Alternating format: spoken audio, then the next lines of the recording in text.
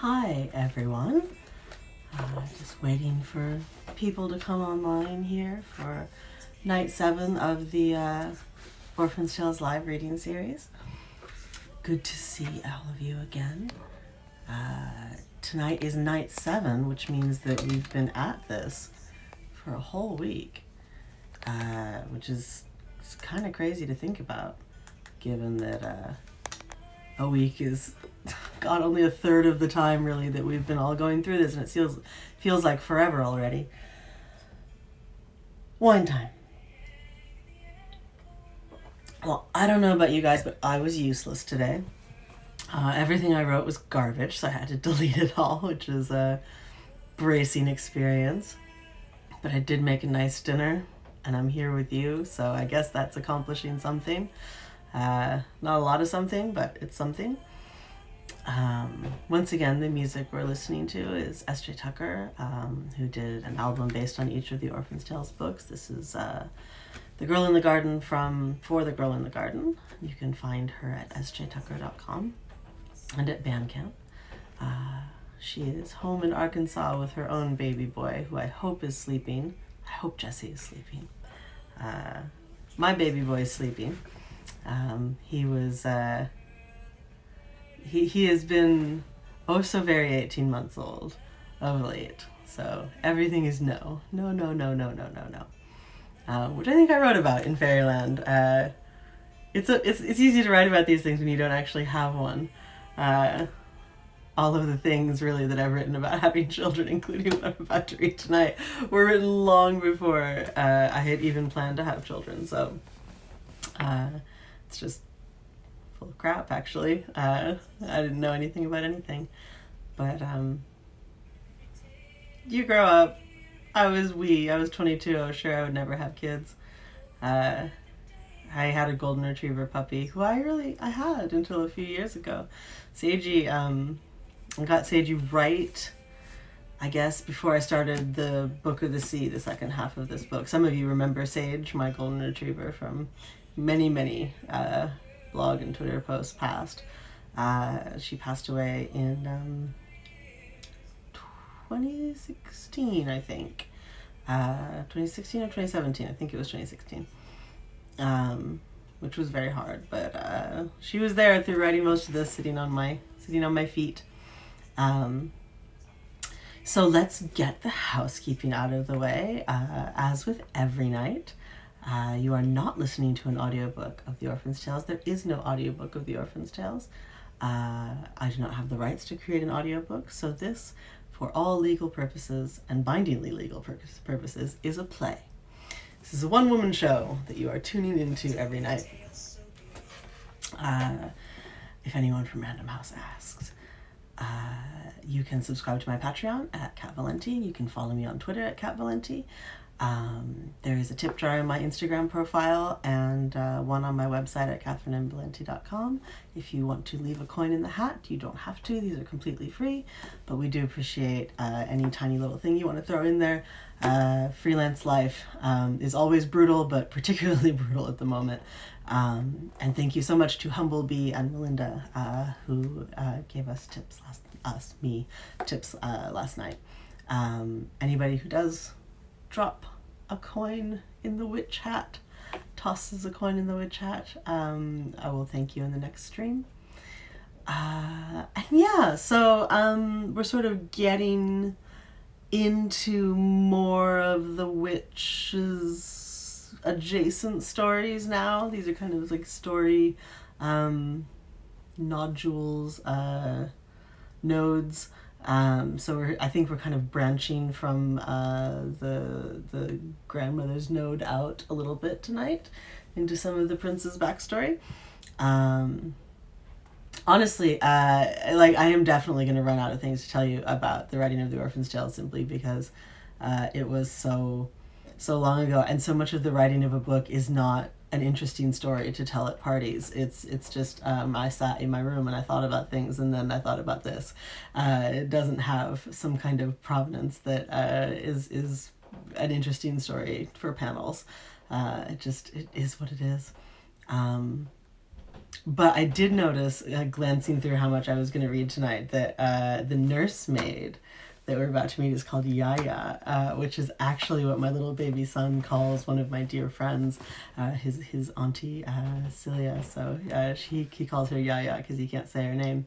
So that's a nice little bit of I don't know what you would call that, backwards or forwards serendipity, space-time continuum serendipity. Yeah, so that's a lovely little thing. Other than that, I got nothing. I'm sure I will think of things as I read. And I will take questions at the end if people have them. But the end does tend to go a little fast if you don't ask right away. So think of things while I'm reading so that you can get it in there when we finish up. All right, let's get started. The tale of the Prince and the Goose continued. The witch stopped speaking. Night streamed through her windows like bolts of silk. Thick and black it coiled around them both. The prince was uncomfortable and cold, his hands covered in bread flour, but he did not dare complain. The prince no longer heard her at all, and his hand had begun again to bleed. Blood trickled onto the bread, but he did not see it. The crackling fire leapt like trout, scenting the hut with green branch sage and sweetgrass smoke. The prince's eyes watered, though he did not know whether it was the stinging air that wrenched the tears from him, or the buried memory pierced by her casual mention of his mother. The memory had paced back and forth in him for hours, a flash of yellow hair and a flutter of wings beating at the back of his brain. It was all becoming so strange and hard to follow, the path he had taken to this house through the forest, the braided words spilling like ink from this gnarled woman's mouth, the throbbing fear waiting in him, that at the end of all this storytelling, he would still have to suffer her punishment for the killing of the goose, and the memory brushing his heart with its awful gray wings. In truth, lost in her tale, he had nearly forgotten that there ever was such a pearl-feathered creature as that dead bird, that he had ever snapped its neck in the morning light.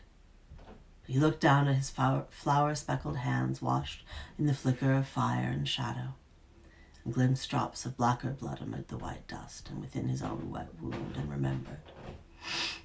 It was only a moment ago, wasn't it, that he had left his father's castle like a fugitive, determined never to... Again with the sneezing. Sorry. That he had left his father's castle like a fugitive, determined never to return.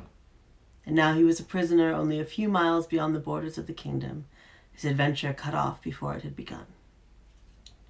He was lost as a trapped hare, lost in the mire of this hissing voice, of the hut shadows and the fire, and the corpse of the goose girl crumpled against the wall near the hearth to keep her flesh warm. And now she had uttered his mother's name, and those old forbidden syllables layered her tale, which had nothing at all to do with him, of course, but somehow his mother's memory was a rough lever, and with it the witch slowly broke him open inch by bone. He'd hardly heard the last sliver of the long tale, so sunk in sorrow, its waters swirled around his chin. The witch cocked her head to one side, watching her guest with mild curiosity. Quietly, she took his hand in hers and pressed her palm against the bloodied fingers, stilling the blood. She rubbed some sweet-smelling root against the stubs of his fingers. It prickled cold against his raw flesh. Grass and leaves, she snorted. He tried a wan smile, but it refused to come. The witch narrowed his feral eyes at him. "What is it, boy? My servant, yet you cannot even listen to me for an evening. Instead, you wrap yourself up in your own troubles like a bolt of wool and moon after me to take them off your shoulders." "My mother," the prince mumbled. "You said you knew my mother." "And you told me not to speak of her." "Very well, then we shall stop and listen to the murderer beat his breast and spit out his woe onto my floor. Your mother is dead, and your father has all but erased her from the memory of the world. Is it necessary to know more than that of the poor woman?" Her voice had cracked dangerously at the end, and the prince started at it, marveled at the things which must have passed in the kingdom without his knowledge, to find exiled deep in the forest a woman who had known the dead queen. All the name of his mother was written neatly on the genealogical rolls and trilled in country songs which mostly praised her long and yellow hair. But that same name was forbidden within the rooms of government, and within any room his father might hazard to step.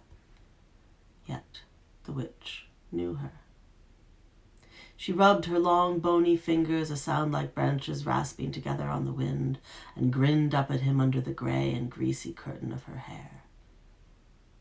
You think I am so wicked, don't you? A monster, unnatural.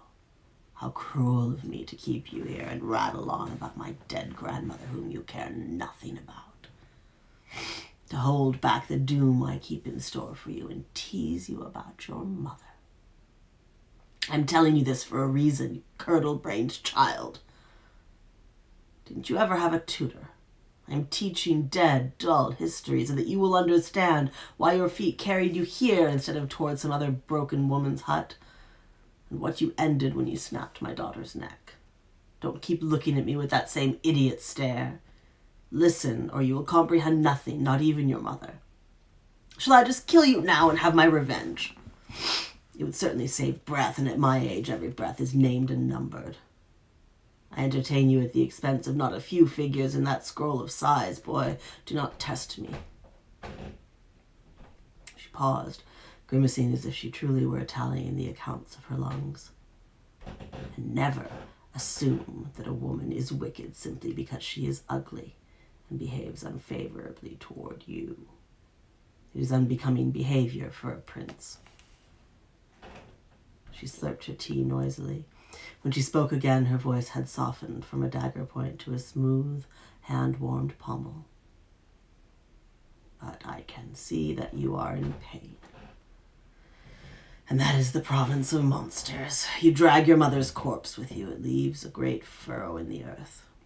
If it is important enough to very rudely interrupt a woman who already owns 2 fingers she did not have this morning just to exhume those old bones, I will listen to you instead. It matters nothing to me. Believe me, it will not go easier for you if you come to feel warmly toward me because you have unburdened your soul. We have all the nights that the world has ever made ahead of us. Speak of the dead in the dark, boy, and I will take her body from you if you want to be rid of it. The prince looked up at her, hunched as though whipped, his ribs creaking within him, as though chipped by thousands of tiny blades. He could not breathe. His heart slammed against his chest. His throat flamed. He wanted to tell her what he knew.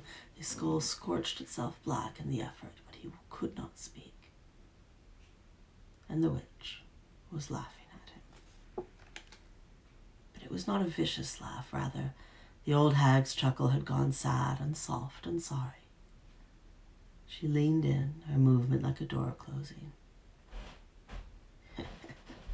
You tell him her name. You tell him when you see him again. She placed her leathery hand on his forehead, the other over his lips, cradling his head between her hands like a beloved doll. He wanted to loathe her touch, to spit at her, but as soon as her dry flesh touched his, peace flowed over him like a rippling river. His muscles unlocked and his breath returned. Her hands on him were like the paws of a bear on her cub, strong and cool. When she let him go, he was wide-eyed and straight-backed, his forehead cool. Grass and leaves, he whispered. Quite so, said the witch. And with a smooth throat, he let fall the words that had long since rusted in him. My father killed her. He shook his head. It seems like an easy thing to admit now, but no one speaks of it. No one. I was only a baby when she died, but my nurse told me the way of it over and over like a lullaby. She was determined that I hold this thing inside me like a heart, something irremovable and constant. She would hold me to her and whisper the same story, endlessly repeated. I remember her hair like a forest of straight white birches all around me, and her dark eyes above. The nursemaid's tale. Your mother was more beautiful than the summer sun, little one. They'll tell you she weren't, that she were ugly as a frog's gullet, but it's a lie. Yaya tells the truth to her boys, always and always. All of gold she was. Her hair, her skin, even her eyes like a lion's. She was called Helia, and that's as good a name as any I've heard. Your father guarded her, jealous as a jackal, kept her in a tower room, but her reputation as a beauty for the books filled the countryside. You weren't married to her too long before you were born. It's usually the way of it when a wife looks like a lion or a son.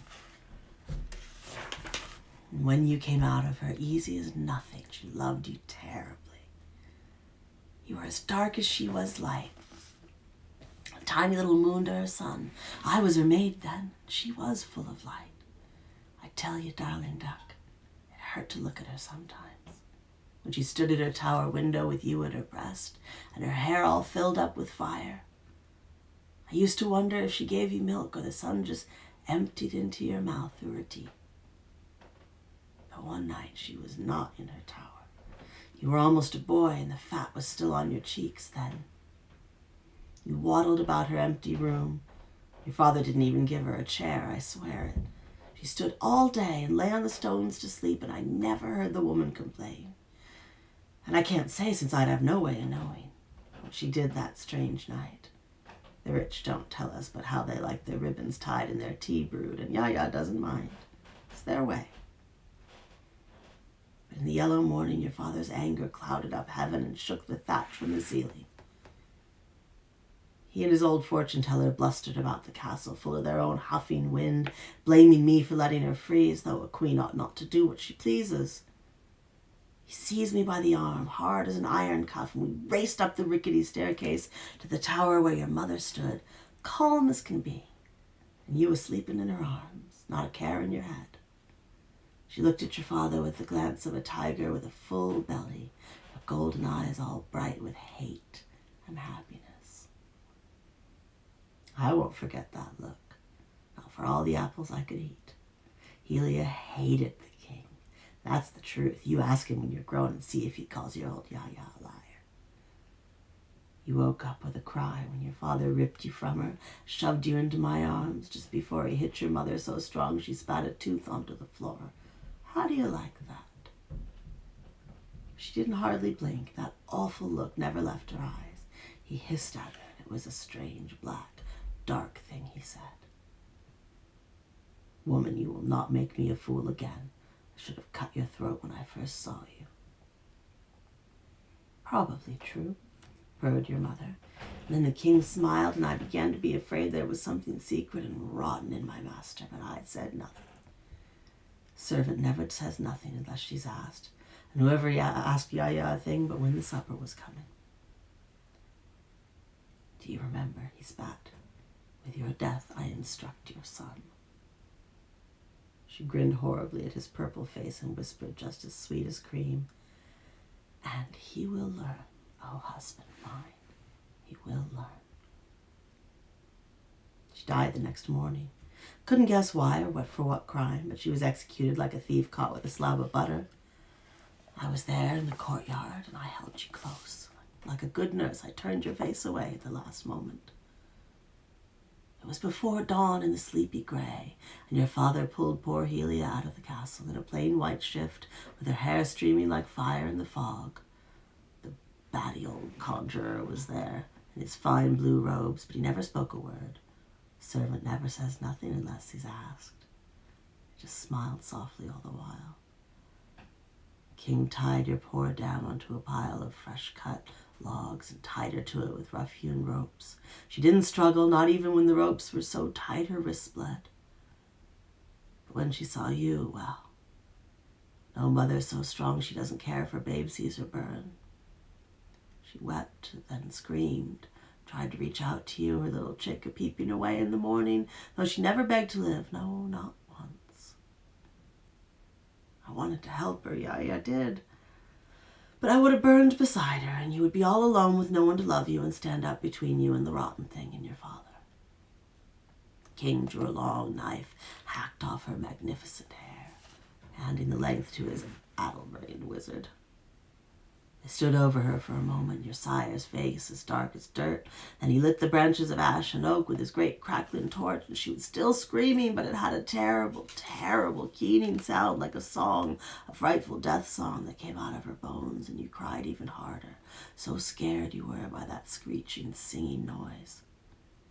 The fire licked at her feet and caught her dress. It lit up her head like an angel's. Now, your Yaya wouldn't lie, no matter what they tell you at dinner, so listen when I say what I saw. When the fire had all wrapped her up in red through the wriggling flames, I saw your mother change. Her hair went from gold to black, and the shape of her body wobbled in the scald, looking now like the Helia I knew, and now like someone else, someone ugly and horrible and dark as anything. I'll tell you, Yaya's off her head and drinks too much bad red beer. I think the wizard saw it too. His eyes went angry. He rushed us all out of the cold, saying someone would come clean up her bones, but the baby shouldn't see. I told him right out, if he didn't want you to see, he ought not have dragged you out of bed to watch, but he ignored me like that ragged old stork always does.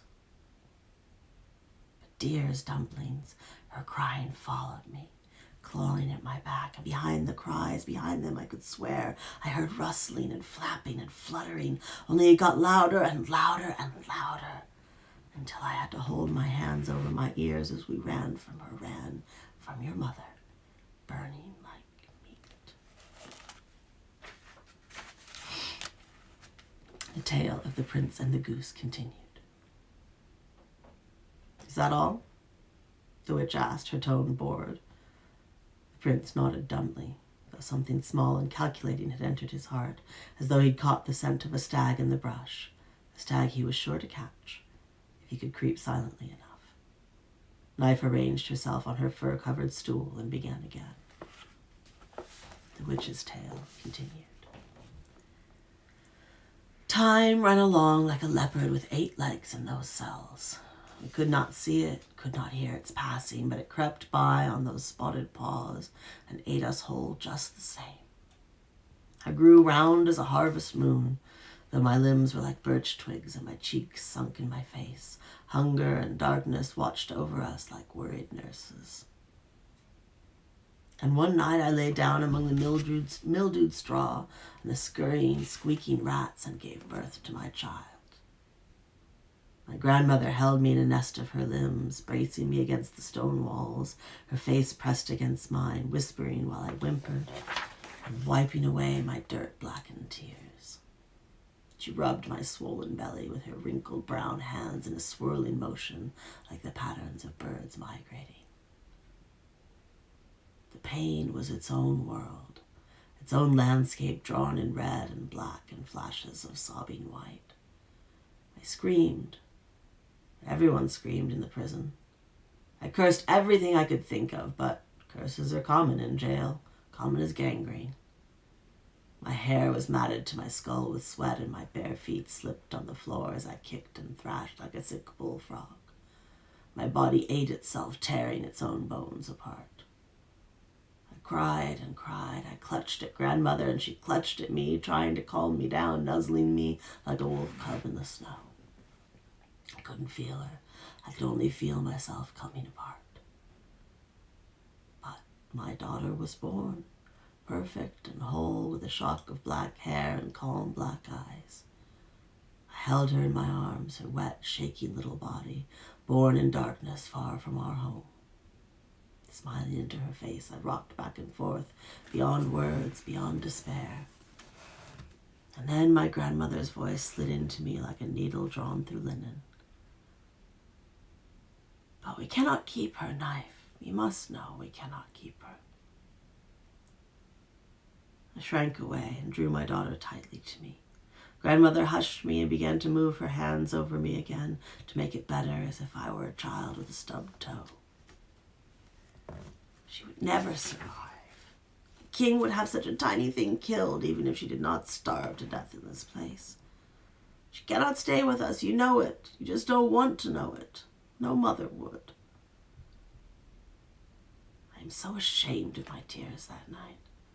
hot and thick, dripping like candle wax from 1,000 temples, but they would not stop. No, no, she's mine. I love her already. If you loved her, you wouldn't ask me to give her up. I won't give her up. I won't. I looked up helplessly. She doesn't even have a name. How can I? Grandmother's eyes creased with pain, a book read too often and by rough hands. She shrugged, knowing how stubborn I could be, and for the first time went away from me in the dark, huddled in a far corner of the cell, hugging her knees to her chest on a pile of mold-greened bones.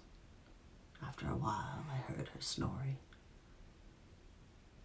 After all her talk, the next weeks in grandmother's silence were like being plunged into cold water without a chestful of air. She would not speak to me, and I was for the first time really and truly imprisoned. We squatted in our separate corners like prize fighters. I nursed my baby girl as best I knew how, her fierce little mouth tugging my breast, her fierce little cries tugging at my ears. She tired me. Oh, how she tired me. I could only nap like a sick cat, awake and asleep, awake and asleep. The flagstones were no cradle, they were no bed. And I had no horse milk to teach her the taste of them, no steppe grass to teach her the feel of it. She would never know any of the things I knew. And her black eyes were always open in the dark. Her skin was always pale and clammy. She shivered so. She shivered in the damp. She was thin and chilled, thin as a window, and I wept while she suckled, rocking back and forth against the slimy wall. She never cried at all. She just watched me with those hollow black eyes. Eerie. I sniffled one night into the shadows where grandmother hunched. I'm calling her ear. It's a hopeful name for a girl who will probably never see daylight, let alone a high nest between snowy mountains. I stroked her soft cheek, which had no color at all, just a shallow grayness beneath the skin. I turned her mouth to my finger, and for the 1,000th time I began to cry. I was so weary of crying by then. My milk and my tears spilled out of me every day, and I thought every day I must have no wetness left in me to give. But every day I wept again and nursed again. I can't, grandmother, I can't. You want me to put her down like a horse with a shattered knee, and I can't. Even if it would be better for her, I couldn't. I couldn't even keep myself from going to her the moment she cried. Her cry is a hook, and it catches me in the throat. Oh, little one, I would never ask you that. How could you think I would? Not for nothing have you heard me rattle on like a tortoise shell blown from stone to stone. What we can give her is better than that. Certainly better than what we will manage for ourselves. Knife, let me have her.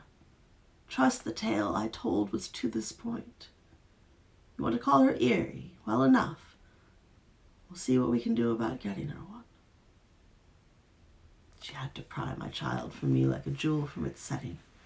And she smiled, sad and small, as her great-grandchild's slight weight in her arms, touching her for the first time since she took the child from my body.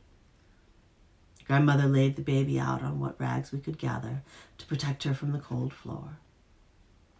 Eerie began then finally to cry, sucking great icy breaths and sobbing to the rafters. The old woman began to prepare herself for what I could not think, shutting her eyes like veiled doors, and instructed me to do the same. I saw no point. All I had was the power to kill a few deer and ride a horse, bind up a rotted limb and set a bone. If we weren't going to kill my child, I had no help to offer. She told me what I am. Grass and leaves. My tiny girl continued to wail. It disturbed the worms and the roaches and the spiders that crawled happily over our cell. I ached to reach for her, to wrap her again and hold her to my breast, no matter how dry and exhausted that breast might be. Grandmother let her fingers fall over Eerie's solemn face. I'm not sure this is going to work, you know. She cleared her throat. Never done it. Wolf never told me if it was allowed. A hole is nothing but space, but a filled hole is a star. I am full and she is empty. That should be enough. I had never heard my grandmother doubt a single thing under the red sun. If she had said that one rabbit should be enough to feed the world, I would have nodded and set about stripping its fur. Grandmother bent her head to the floor as if in prayer and slowly thumped her skull against it over and over, harder and harder. I tried to catch her and pull her up, but she shoved me aside and kept at it, slamming her face into the stones. A dark, wet mark spread beneath her. The sound of her bone hitting the rock grew thick and ugly before finally she stopped and raised up her face again. It was bloody, yes, but among the black streaks of blood were streaks of silver, streaks of light, like gray growing through a young woman's hair. It covered her cheeks and ran trickling over her eyes, dripping from her chin. She touched her finger to the soggy mess that had been her forehead, and seeing the light on her fingers, bent her brow to my daughter's mouth. Eerie did not seem to understand at first, but the silver and the black dribbled into her mouth. She had never needed much prodding to suckle. She fastened her lips to grandmother and patted her tiny hands against the old woman's hair with a hungry baby's glee. The light went into her and the blood all together in the dark, and my daughter glowed. Grandmother pulled away and wiped Eerie's mouth like any other child's. She put her hands on her poor pale body and clamped her eyes shut, breathing hard and harsh, grinding her fingers against my child's flesh as though she were shaping her like clay. Slowly Eerie changed. Her feet warped with moon-colored light, and she seemed to melt, her arms flattened like sheets of paper without ink. Feathers grew like silken hair on her body. First the curling down, and then the strong gray feathers of flight, tipped black at the edges, the color of silver thread spinning on a crystal wheel. Her mouth silent as if in wonder herself, bent into a graceful beak, which snapped in a kind of awe at the empty air. Only her eyes were the same, the watchful gaze like the stones at the bottom of a lake. She hopped up, my girl, my pretty gosling, nuzzled my palm with her soft head. She was still so small. I bent and kissed her feathers, feeling my heart wither like a dead hawthorn within. We carried Eerie to the barred window, and balancing on a pile of bones to reach it, squeezed her little body through the gaps. There are hundreds of flocks of geese in this country, Knife. One will care for her until she's grown. It's for the best. We will not manage nearly so well. Go, little bird. Eerie looked at me for a long moment, her black eyes glittering in the frosted wind. Then she turned and hopped from the half-buried window into the deep grass. It was dark, and the stars were burning their holes in the black. I watched her go, out of one darkness and into another. It's another of Michael Kaluta's wonderful illustrations here. 3 days after we watched Eerie stumble away over the fields, the great iron doors which separated the damp dungeon from the court, glistening in candlelight, were flung open with such force they cracked the stone foundations. Grandmother and I were seized by rough hands that bruised and tore at us as we were carried up and up the spiral staircases on which I had been borne downward into hell. So long ago it seemed another woman. Our eyes could not adjust, everything was washed in white and yellow. And so, when we came before the king, could not look directly at him at first, so bright was the sun glinting off his golden crown and jeweled jacket. This, of course, was what he wanted. Later I would learn that he rarely wore the regalia for audiences.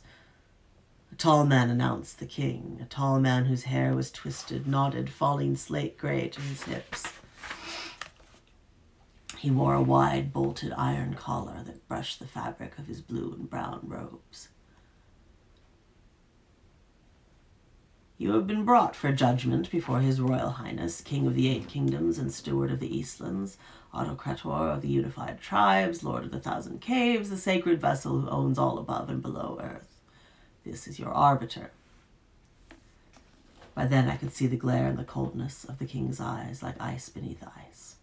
The herald had a cruel mouth, and he turned it on me, pursing his thick lips as he surveyed my emaciated form. Grandmother was stiff as a bristling hound beside me. She recognized him as her would-be master. Omer, the court wizard who stood ever at the king's ear. Before I ever came down the stone stair, he had tried and failed to bend her into the shape he wished, as though a woman were a stubborn plank of ash wood. You have, and his voice like oil sliding on silk, sinuous and sickening. You have committed treason, my clever, clever girls. Not a minor feat when locked in a room underground, but you've managed it. You've engineered the loss of the king's rightful property. What's more, the property in question was not a prize won in war, but born right here, within His Highness's borders, within his very walls, and clearly his legal chattel.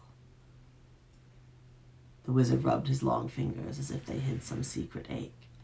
Grandmother looked at him levelly, her voice empty of fear as a hollow egg. Why do you come near to me, Omer Dulios, and tell me how my great-granddaughter is the property of this wallowing pig? The wizard seemed to flinch, but he quickly smoothed his face over. How close, old woman? Close enough for you to slip a knife under my ribs? I think not. I need not even offer evidence. Your admission of a great-granddaughter is enough. He looked at me with a hot stare that clung to my skin and held me limp in its grip. The dam has foaled, but where is the colt? I tried to speak, to protest, but grandmother silenced me with a squeeze of her hand on mine. You will not get what you desire this way either. It is not for you, she hissed. And at this the wizard did step closer. I will not get it, you dried up old soup bone. I will take it. But this one step had been enough. With a cry like a bear run through with a spear, grandmother laughed at him, drawing a silver knife with a hilt of bone from her tattered dress. The knife cut true and slid redly across the wizard's neck. And that's where we'll stop for tonight. I definitely need a sip of something after all that. And hi, Shannon, if you're still watching. I saw you come on, but can't stop in the midst of the story. Thank you all for coming in to listen tonight. If anyone has any questions, I'm happy to answer them. I certainly got very dramatic there at the end. I don't think, now that I've had a kid, I don't think I did too badly with the whole nursing and childbirth thing. It's certainly maps with the actual thing once I went through it.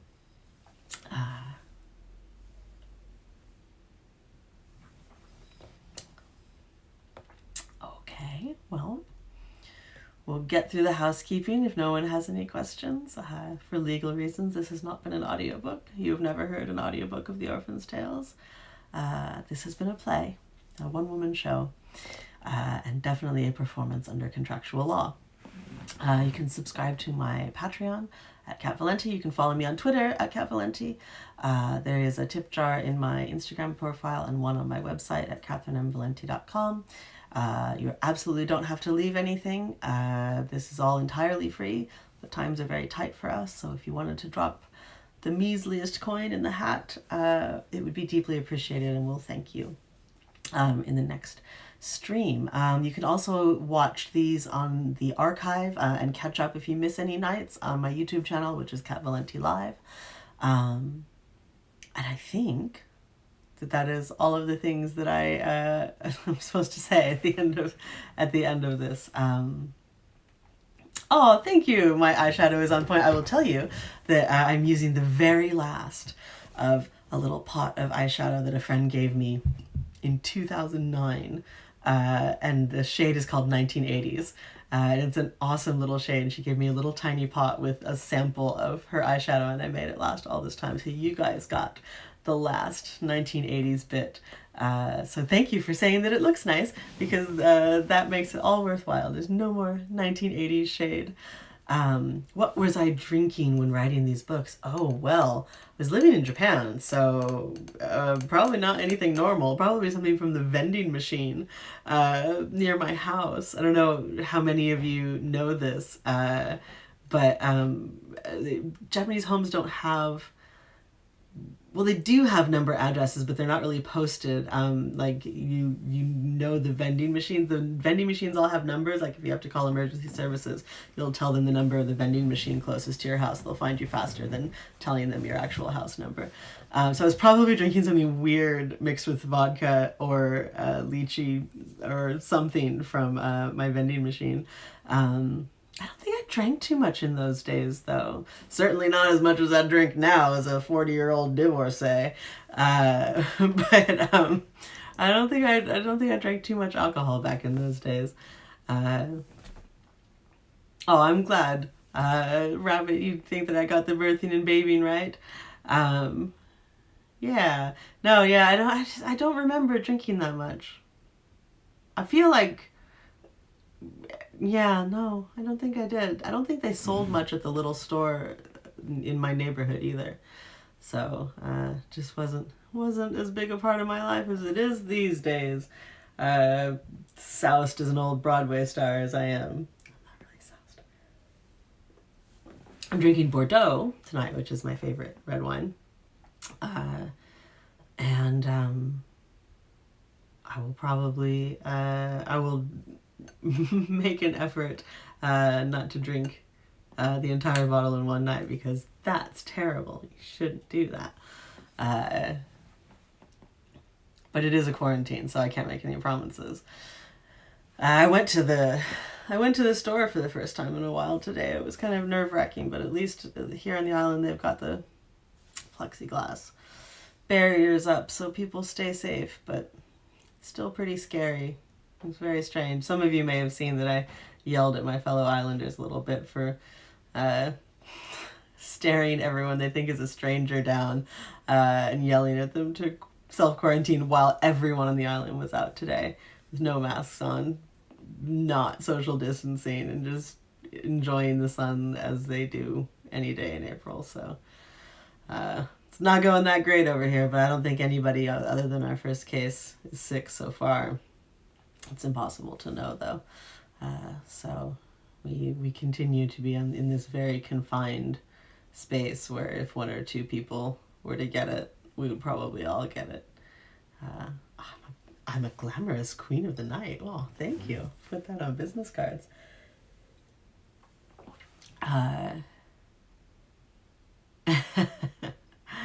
Oh, thank you so much. I really appreciate you guys coming to share these nights with me. I hope it's good for you. It's definitely good for me. It at least forces me to brush my hair nearly every day and make myself decent, which is definitely something I probably wouldn't be doing if not for you guys. So keeping me not at all honest, but at least groomed. So thank you all so much, and I will see you tomorrow night at 8:30 Eastern. Same fairy tale time, same fairy tale channel. Good night, everyone. I'll upload this to YouTube. It does take a while, though, so if you missed any of it, it might be a couple of hours before it shows up on YouTube, but it'll be there eventually. Thanks a lot, guys. Love you. Talk to you soon.